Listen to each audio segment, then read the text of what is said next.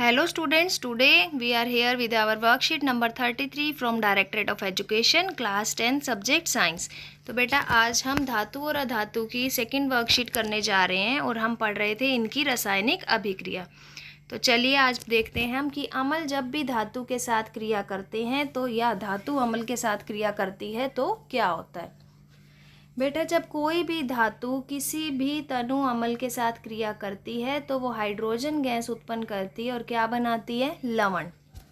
तो हम ये नोट डाउन करेंगे कि कोई भी धातु तनु अम्ल के साथ अभिक्रिया कर लवण और हाइड्रोजन गैस प्रदान करती है। कौन सी गैस बेटा, हाइड्रोजन।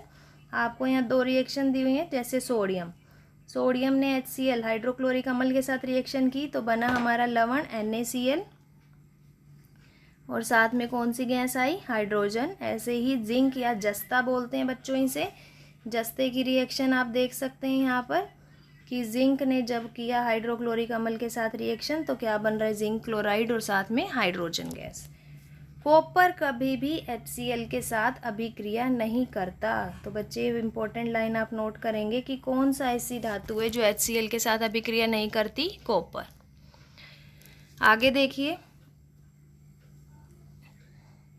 जब भी धातुएं नाइट्रिक अम्ल के साथ अभिक्रिया करती हैं तब हाइड्रोजन गैस उत्सर्जित नहीं होती। तो बहुत ही इंपॉर्टेंट है बेटा ये क्वेश्चन एग्जाम के पॉइंट ऑफ व्यू से कि नाइट्रिक अम्ल के साथ हाइड्रोजन गैस उत्पन्न क्यों नहीं होती। ध्यान से सुनेंगे, क्योंकि नाइट्रिक एसिड क्या है, एक प्रबल ऑक्सीकारक जो हाइड्रोजन को ऑक्सीकृत करता है। हाइड्रोजन में ऑक्सीजन मिला देता है और हाइड्रोजन में ऑक्सीजन के मिलते ही क्या बन जाता है, जल।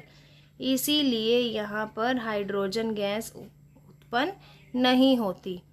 किसी भी धातु के साथ बेटा ये अभिक्रिया नहीं करेगा क्योंकि ये प्रबल ऑक्सीकारक है। लेकिन दो ऐसी धातुएं हैं जिनके साथ नाइट्रिक अम्ल अभिक्रिया करके हाइड्रोजन गैस बनाता है, तो वो कौन सी धातु है, एक है मैग्नीशियम और दूसरी है मैग्नीज। ठीक है बेटा, आगे देखिए। अब धातु जो है किसी भी लवण के विलयन में जब डाली जाती है तो क्या होता है बेटा, जब भी धातु किसी लवण के विलयन में डाली जाती है तो धातु उस लवण को विलयन में से क्या कर देती है, विस्थापित कर देती है। ठीक है, जैसे ये वाली रिएक्शन दिख रही है आपको। फर्स्ट रिएक्शन में क्या हो रहा है, Fe + CuSO4 यानी लोहे को किस में डाला गया है, कॉपर सल्फेट के विलयन में। तो क्या बना यहाँ पर, आयरन सल्फेट। क्या बना है यहाँ पर, आयरन सल्फेट। और आयरन ने क्या किया यहाँ पर बेटा, आप ध्यान से देखेंगे तो आयरन ने कॉपर को विलयन में से क्या कर दिया, विस्थापित। और बेटा विस्थापित भी केवल वही धातु कर पाएगी जो ज़्यादा अभिक्रियाशील होगी। तो यहाँ पर आयरन ने कॉपर को विस्थापित कर दिया, इसका मतलब आयरन जो है वो कॉपर से ज़्यादा अभिक्रियाशील है। सेकंड आप देख लीजिए, सेकंड में क्या है, कॉपर को सिल्वर नाइट्रेट में रखा तो कॉपर ने सिल्वर नाइट्रेट में से सिल्वर को विस्थापित कर दिया। तो ये क्या बताता है हमें कि कॉपर सिल्वर से ज़्यादा अभिक्रियाशील है। तो बच्चों हमें पता कैसे चलेगा कि कौन सी धातु अधिक अभिक्रियाशील है, कौन सी कम क्रियाशील है। तो इसके लिए बेटा आपको एक क्या दिया हुआ है यहाँ पर, अभिक्रियाशील श्रेणी दी हुई है, सक्रियता श्रेणी। ये वह सूची है जिसमें धातुओं की क्रियाशीलता को अवरोही क्रम, घटते क्रम में लगाया गया। बेटा ये देखें, ये आपको याद करनी है टेबल। सबसे ज़्यादा क्रियाशील जो ऊपर हैं, जैसे जैसे हम नीचे की तरफ आते जा रहे हैं इनकी क्रियाशीलता क्या होती जा रही है बच्चों, घटती जा रही है। अब इसको याद करने का क्या तरीका है, हम कैसे इस पूरी सीरीज़ को याद कर सकते हैं। तो मैं आपको एक पिक्चर दिखा रही हूँ, आप उससे अच्छे से इसको याद कर सकते हैं। देखिए कैसे याद करेंगे आप इसको, ये देखिए।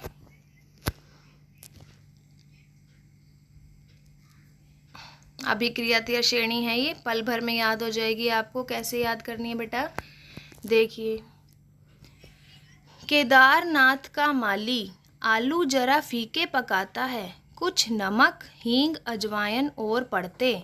और जैसे ही नीचे की तरफ जा रहे हैं इनकी अभिक्रियाशीलता क्या हो रही है बच्चे, कम होती जा रही है। इसका मतलब आपको अगर ये लाइन याद हो जाती है तो आपको अभिक्रियाशील श्रेणी के बारे में टेंशन लेने की ज़रूरत नहीं है, आपको ये चुटकियों में याद हो जाएगी और आप आसानी से विस्थापन अभिक्रिया कर सकते हैं कि कौन सी धातु अधिक अभिक्रियाशील है, ये विस्थापन करेगी, जो कम क्रियाशील है वो विस्थापन नहीं करेगी। ठीक है बच्चे, तो चलिए वर्कशीट में चलते हैं अपनी वापस। आगे देखेंगे अब हम मैग्नीशियम से सीसा तक सभी धातुएं अम्ल के साथ अभिक्रिया करती हैं। तो बेटा अगर मैं बात करूँ, इन्होंने लिख कर दिए हमें मैग्नीशियम से लेकर सीसा तक, अगर मैं देखूं तो सीसा तक सभी धातुएं जो हैं वो अम्ल के साथ अभिक्रिया करती हैं। बेटा कॉपर से लेके सोने तक कोई भी धातु किसी से भी अभिक्रिया नहीं करती। क्यों? क्योंकि ये क्या है, कम क्रियाशील है। और यही कारण है बच्चे कि सोने पर कभी भी जंग नहीं लगता, क्योंकि सोना अभिक्रिया ही नहीं करेगा तो ऑक्साइड भी नहीं बनाएगा। जबकि जिंक, एल्युमिनियम, मैग्नीशियम जो भी धातुएं हैं हमारी वो सारी ऑक्साइड बनाती हैं। आपको बेटा इस सक्रियता श्रेणी में ना हाइड्रोजन दिख रहा होगा।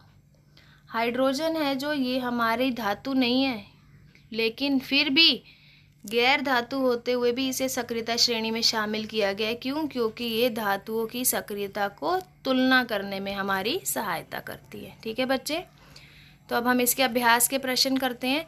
तनु हाइड्रोक्लोरिक अम्ल में धातु मिलाने पर कौन सी गैस उत्पन्न होती है? कौन सी गैस उत्पन्न होती है बच्चों? हाइड्रोजन। कौन सी? हाइड्रोजन। ठीक है। जस्ते की तनु हाइड्रोक्लोरिक अम्ल के साथ होने वाली अभिक्रिया लिखें। तो आपको अभिक्रिया दी हुई है बेटा, आपने ये वाली अभिक्रिया लिख देनी है। ये अभिक्रिया आपकी फर्स्ट आंसर में आएगी। ठीक है। क्या होता है जब कॉपर सिल्वर नाइट्रेट के घोल के साथ अभिक्रिया करता है? तो बच्चे ये आपका सेकंड आंसर रहेगा, ये वाली अभिक्रिया। कॉपर जब भी सिल्वर नाइट्रेट के साथ अभिक्रिया करता है तो क्या होता है वहाँ पर? विस्थापन। तो आपने लिखना है, ये अभिक्रिया लिखनी है और लिखना है कि क्या होगा वहाँ पर? विस्थापन। कॉपर सल्फेट का विलयन लोहे के बर्तन में रखा गया। कुछ दिनों के बाद बर्तन में छेद हो गए। जो अभिक्रिया हुई उसका समीकरण लिखिए।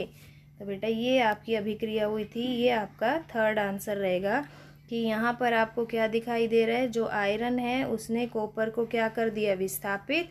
तो जब भी आयरन कॉपर को विस्थापित करता है, अपनी जगह छोड़ देता है, तो उस बर्तन में, लोहे के बर्तन में क्या हो जाते हैं बच्चों? बहुत सारे छेद हो जाते हैं। ठीक है, ये आपने समीकरण लिखना है।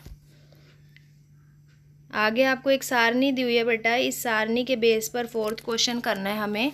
सारणी में हमें कितनी धातुएं दिखाई हुई हैं? 4, A, B, C, D। हमें बतानी है सबसे अभिक्रियाशील कौन है और इन्हें घटते क्रम में लगाना है। तो बेटा सबसे पहली जो धातु है वो आयरन सल्फेट के साथ कोई अभिक्रिया नहीं करती, लेकिन कॉपर के साथ करती है। बी धातु आप देखेंगे वो आयरन सल्फेट को विस्थापित कर रही है। सी धातु आप देखेंगे ये सिल्वर नाइट्रेट को विस्थापित कर रही है। और डी जो है वो किसी को भी विस्थापित नहीं कर रही। तो सबसे ज़्यादा क्रियाशील कौन है बेटा? बी। क्यों है बी? क्योंकि ये किसको विस्थापित करती है? आयरन सल्फेट को। हिमाद्री।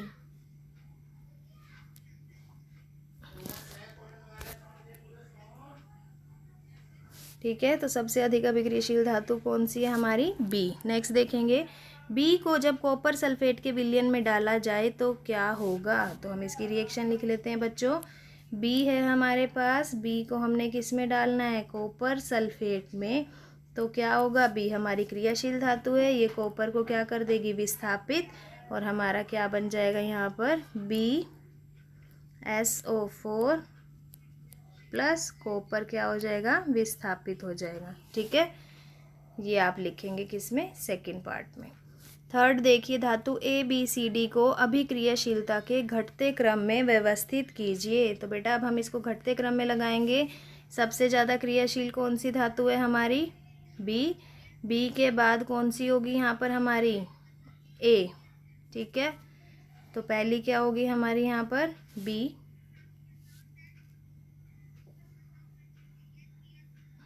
बी से कम कौन है बच्चे? जो हमारी ए।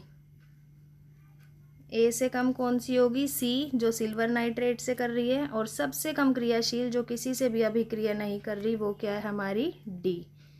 ठीक है बेटा, तो पता लग गया आपको। अगर आपको ये वर्कशीट अच्छे समझ आ गई है, सक्रियता श्रेणी का जो मैंने आपको हिंट दिया है याद करने का एक आसान तरीका, वो अच्छा लगा हो, वर्कशीट को लाइक कीजिए, फ्रेंड्स के साथ शेयर कीजिए। और अगर आपने अभी तक सब्सक्राइब नहीं किया तो लर्निंग लाइट को सब्सक्राइब करें ताकि हर वर्कशीट का नोटिफिकेशन आपको मिल सके। Thank you.